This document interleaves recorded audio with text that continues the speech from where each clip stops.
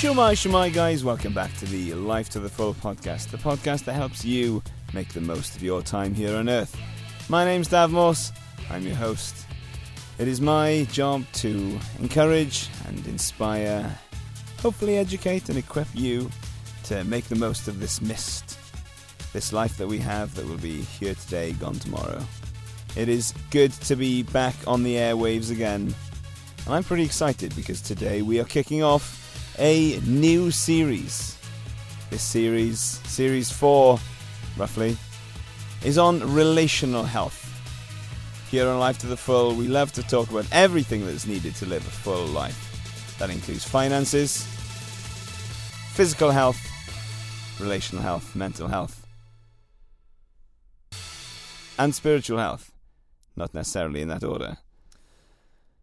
I did a series on financial health back in episodes 12 through 16. 16? Those episodes were, we're all playing the money game, whether we realise it or not. Win the money game with these 3 obvious and 4 not so obvious rules for financial health. Earn more than you spend. Use money to buy freedom. And of course, one of my most popular episodes, my interview with Joshua from The Art of Money Saving, who has now actually changed the name of his podcast to The Art of Money and Communication. If you've listened to these and are still craving more financial content, episode 40 is my 4th most popular episode, which is called Your Emergency Fund is Not for Emergencies. Okay, then what is it for? If you haven't gone back to listen to those episodes, or if you haven't listened to them for a number of years, I think they're worth a re-listen. By the way, this intro, we are going to get to relational health, but it is a little bit of a recap of what we've done, picking out some of the best episodes of the last few years of the podcast. So living life to the full also involves looking after our physical health. This series was slightly more punctuated with other episodes, such as the way that my brain works. I did episodes on winning the health game, which was episode number 30. You should lift weights, but why? Number 36. How to breathe for better health, number 37. And episode 39 was my interview with a sleep expert, Dr. Caroline Horton from Dreams Lab, about prioritizing sleep and why we should stop using the word sleep hygiene. Then we finished off with, what should you eat to live to 100? How do you do it when you just want to eat Ben & Jerry's? Episode number 41. And then finally, if you're a recent listener, you'll know that I've recently finished a series on mental health, where I interviewed 4 ordinary people who've been through mental health issues, and it really opened my eyes up in a way that I've never experienced before, to the kinds of struggles that people have got going on under the surface. And now, the time has come. It is time to kick off the next series, which will be on relational health. I've said from the beginning of the podcast that there are 5 elements to living a full life: financial health, physical health, mental health, relational health, and spiritual health. And I actually believe they come in reverse order in terms of importance. In many ways, financial health is the least important. Even if our financial life is in a mess, if we have our physical health, good mental health, relationships, and meaning, then we can overcome a lot. We don't need a lot of money to be happy if we have all of those other things. Nobody in their right mind would trade £1 million if it meant they were bedridden or they had to give up their family and friends. It just wouldn't happen. It just goes to show that financial health is important, but it is probably the least important of these 5 healths. Even if we lose our physical health, but we can remain strong mentally and relationally, we can still live an amazing life. I think of people like Nick Vujicic, who has no arms or legs, Johnny Eriksson Tada, who became paralysed from the shoulders down, aged 17, in a diving accident, or the twins who became blind. You know the twins that became blind? one of them ends up being miserable, and one of them uses that event to turn his life around and goes on to do amazing things. Check them out. They all went on to live amazing, fulfilling lives, traveling the world, speaking to thousands of people, and this is despite the fact that they had physical health ripped from them. And the thing that stood out to me most throughout the mental health series was that even in the depths of mental health struggles, challenges and difficulties, it was the relationships that helped people through. Even when we're struggling with our mental health, if our relational health is good, then we can overcome a lot. The quality of our relationships is what provides meaning and joy to our lives beyond our financial state, our physical health, or even our mental health. It is well documented that good relationships are great predictors of a good life, a long and healthy life. And the research on this is absolutely staggering. A 2010 meta-analysis that combined 148 studies looking at over 300,000 people found that stronger relationships increased the likelihood of survival by 50%. Let me say that again, 50%. The risk of death due to the lack of social connection was approximately equivalent to smoking 15 cigarettes a day and consuming excessive alcohol. That's not just correlation. Researchers have actually controlled for lifestyle factors to show the link is both real and really derives from social connections, not some other factor. Having people that you can rely on, strong relationships in a close-knit community can offset an unhealthy lifestyle of smoking and drinking and unhealthy eating in terms of longevity.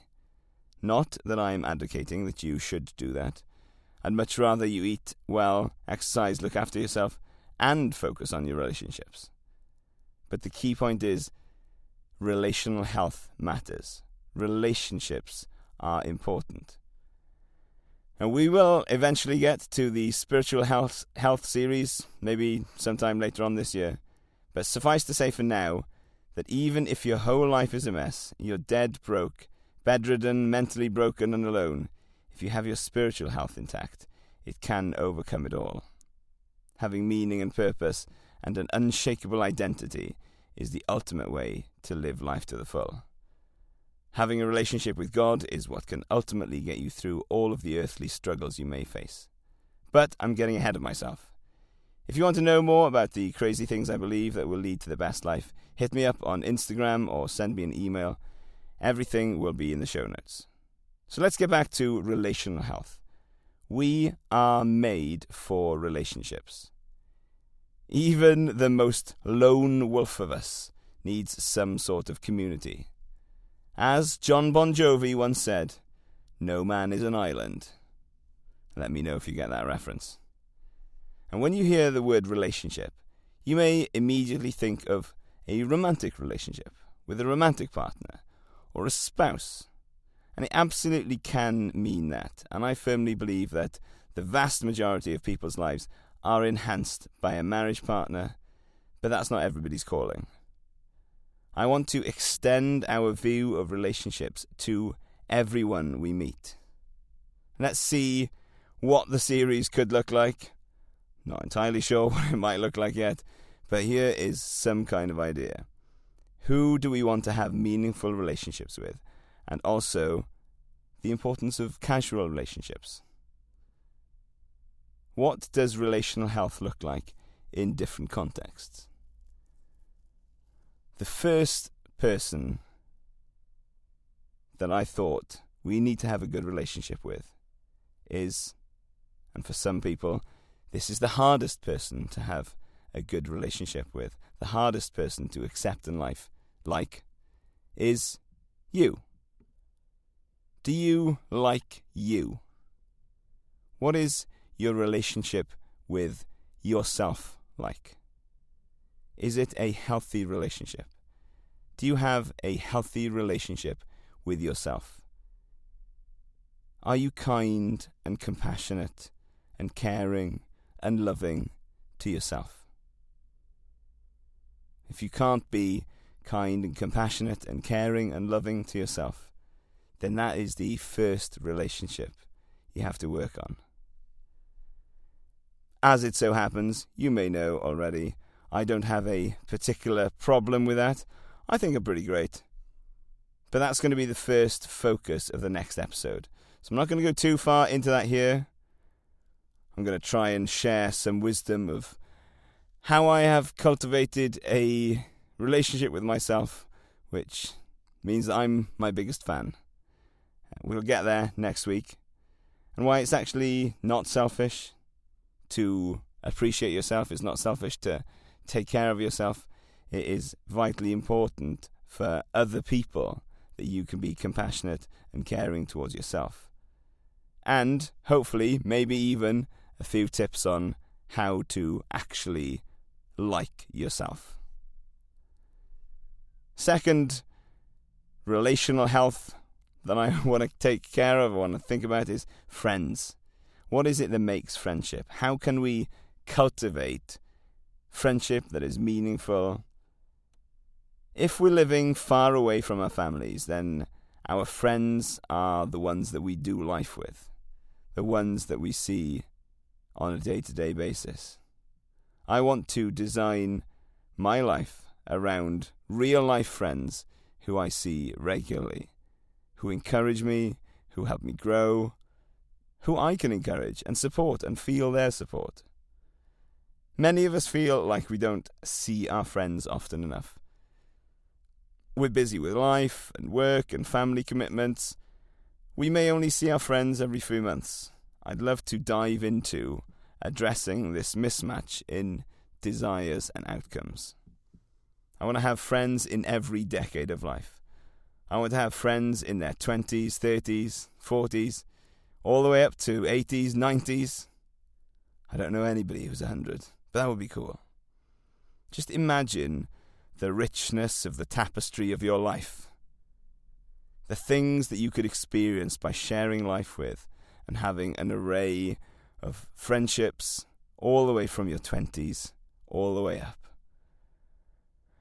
Having retired from teaching, some of the old lads that I used to teach, now in their kind of early to mid-20s, I've met up with them a couple of times in the last few years, and it is wonderful to see the excitement of youth and to be able to experience the joys of the new things that they're doing. They're getting their first jobs and getting their first serious girlfriends, and I feel like I can pass on some wisdom and share some advice. Same for people in their 30s. And there's a couple at church now into their 70s, and our old pastor actually, his wife died last year, but they were in their 80s, and they were such valuable people. I wished I could have spent more time with them in person. Since we moved from Canterbury, we've seen them less. But those guys in their 70s and their 80s, they are an inspiration to me. And I want to be encouraged and inspired by those people who are older than me. So that's another thing. Then we are going to look at a marriage partner, a spouse. Your marriage partner is probably the biggest decision you'll ever make. Your choice in marriage partner will affect every aspect of your life. So, you better make it a good choice. Marrying the right person will most likely be the biggest financial decision you'll ever make. Getting it wrong could cost you half of what you own, tens or hundreds of thousands of pounds. Getting the person that you marry right will affect your spiritual health, your mental health, your physical health, all of it. Who you choose to marry will affect every aspect of your life. If you choose well and commit yourself to growing together, it could be the best and most rewarding journey of your life, to build something together alongside someone else. Then I thought we should probably talk about our relationship with our kids. This won't be for everyone. Some people too young to have kids listening to this podcast. Some of those guys All right, lads, Shwmae that I mentioned earlier, they're probably listening. They're not ready for kids yet, but I hope that maybe they can listen and experience some kind of wisdom, some kind of glimmers of hope for the future where they can think, right, I need to be preparing now for having kids. Many people, though, are childless through no fault of their own. They want kids but can't have them. And that is a tragic and sad circumstance, but something that I want to work through and address with people. And then many people are childless by choice. Fair enough. But if you do have kids and you want one day to have kids, it will be simultaneously the most challenging and rewarding thing you can ever do. Building relationships with your kids is one of life's great joys. It is incredibly challenging. I say this as a father of 2 daughters. One of our greatest responsibilities is to raise children who are unconditionally loved and, more importantly, feel unconditionally loved. We are but Fletchers. I thought that was a great expression. Fletchers, arrow makers. When we craft our arrows, we craft our children, we feed into their lives, and all we do is we send them off into the world, and we hope and pray that we've done a good job of preparing them for that future in the world. How can we cultivate relationships with our kids that mean they want to come back and visit us when we're older? That they'll want to bring our grandchildren to spend time with us? How can we build our relationship with our kids so that they know there is safety and room for failure without robbing themselves of their independence? All massive questions. I'm looking forward to that episode. And then, this is where the rubber meets the road. This is where things get interesting. This is maybe where you weren't expecting this to go. I want to look at the wider world, the world of strangers, acquaintances, and colleagues. I think we've all bought into this idea that it's only our close relationships that matter. Our family, our best friends, our partner. But the research is actually showing us something completely different. Maybe not completely different. I mean, it doesn't say those things aren't important. But it does say that there's some things that are important that we don't know that are important. There's this psychologist called Gillian Sandstrom, who's been doing incredible work on what she calls weak ties. You know, the people who aren't in your inner circle, the barista who makes your coffee, the person you nod to at the gym or chat to in the sauna, the colleague you chat to by the kettle, even complete strangers. In a 2014 study, Sandstrom and her colleagues gave people clicker counters and asked them to count their interactions throughout the day. 1 clicker for strong ties, close friends and family, another for weak ties, acquaintances, colleagues, strangers. And here's what they found out. On days where people had more interactions with weak ties, they reported greater happiness and a greater sense of belonging. Think about that. Just chatting with the person behind the counter, saying good morning to someone at the bus stop, having a quick laugh with someone in the queue. These tiny moments actually contribute to our well-being. They did another study outside of Starbucks in Vancouver. They gave people gift cards and randomly assigned them either to be as efficient as possible when ordering, so no small talk, or to engage with the barista, make eye contact, smile, have a little chat. And the people who chatted with the barista were in a better mood and felt a greater sense of belonging than those who didn't. I know I've experienced that myself when I've had interactions with strangers on trains or buses or saunas. I always feel better for those interactions. And you might think, well, happy people are just more likely to chat to strangers. But the researchers have actually controlled for that. And these studies show that the act of connecting, even briefly with strangers, makes us happier. It's not just the happy people talk more. Talking more makes us happy. And here's the really fascinating bit. these interactions seem to work through feelings of belonging. When we connect with others, even briefly, it signals to our brain that we're part of a community, that we matter, that we're not alone. According to Stanford's Center on Longevity, even interactions with strangers can provide individuals with a sense of connectedness. Our brains are literally wired for this. There's also research from Turkey and here in the UK that surveyed thousands of people about their daily social interactions. Not just conversations, but small gestures like greeting someone, thanking someone. They found that having more frequent conversations with both acquaintances and strangers was related to greater life satisfaction. I've already said, I'll make it clear again, this doesn't replace deep and meaningful relationships. You absolutely need those close ties, your family, your best mates, your partner as well. Research shows that both matter. But what this tells us is that we've been undervaluing these smaller interactions. And actually, there are times when those weak-tie relationships can be surprisingly powerful. Online versus in real-life relationships. I want to touch on something, and I'll probably mention it in this episode. I think it's going to become increasingly important over the next few years. The difference between online relationships and in real-life relationships. The online relationships are important. They help us to keep in touch with people that we can't see regularly. If our families are a long way away, different country, different side of the country, we're not going to be able to see them that often. And so these online relationships are really important. And I actually think about this in terms of like social media relationships as well. There's a few people that I've met from social media that I have gone on to meet in real life, and they are great people. They're really fun. And there's one person in particular who I see semi-regularly when we're in and around each other's cities.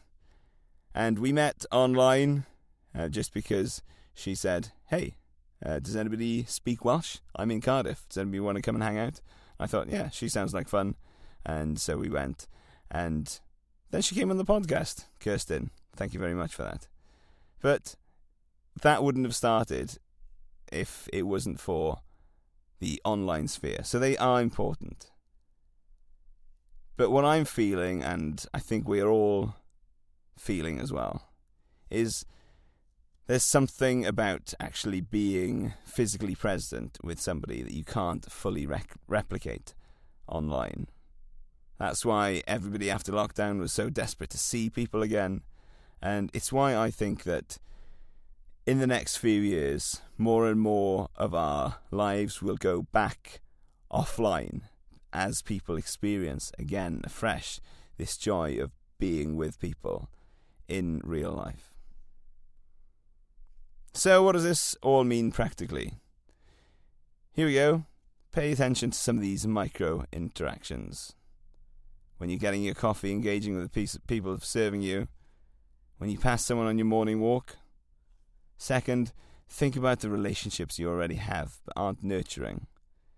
This is something that I'm going to be paying attention to this year.